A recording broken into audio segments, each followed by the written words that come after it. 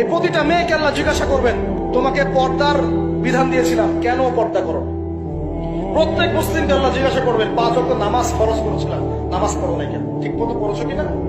প্রত্যেক ধনীকে আল্লাহ জিজ্ঞাসা করবেন, দাঁড় করিয়ে করে একজন করে, একসাথে 10 জন না, একজন করে আসবে, একজন করে। এই আব্দুল্লাহ তুমি আসো, এই আব্দুর রহমান তুমি আসো, এই ওবায়দুল্লাহ তুমি আসো, এই রহিম তুমি, আব্দুর রহিম তুমি আসো। একজন করে আল্লাহ ডাকবেন, বলো তোমাকে ধন দিয়েছিলাম, কি করেছো? বলো তোমাকে ইলম দিয়েছিলাম, হক আদায় করেছো কিনা? বলো তোমাকে ক্ষমতা দিয়েছিলাম, কি করেছো? আমি জানি না আর কিভাবে ওয়াজ নসিহত করলে মানুষের কলিজার মধ্যে ঢুকতে পারে, আমার জানা নাই।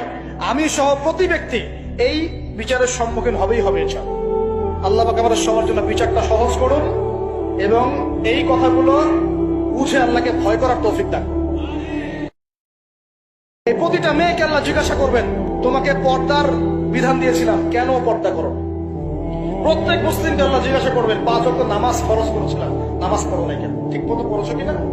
প্রত্যেক ধনীকে আল্লাহ জিজ্ঞাসা করবেন, দাঁড় করিয়ে করে একজন করে, একসাথে 10 জন না, একজন করে আসবে, একজন করে। এই আব্দুল্লাহ তুমি আসো, এই আব্দুর রহমান তুমি আসো, এই ওবায়দুল্লাহ তুমি আসো, এই রহিম তুমি, আব্দুর রহিম তুমি আসো।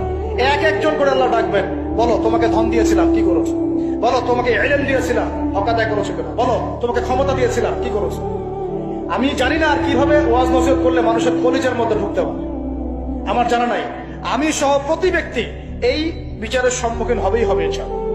আল্লাহ পাক আমাদের সবার জন্য বিচারটা সহজ করুন এবং এই কথাগুলো বুঝে আল্লাহকে ভয় করার তৌফিক দান করুন।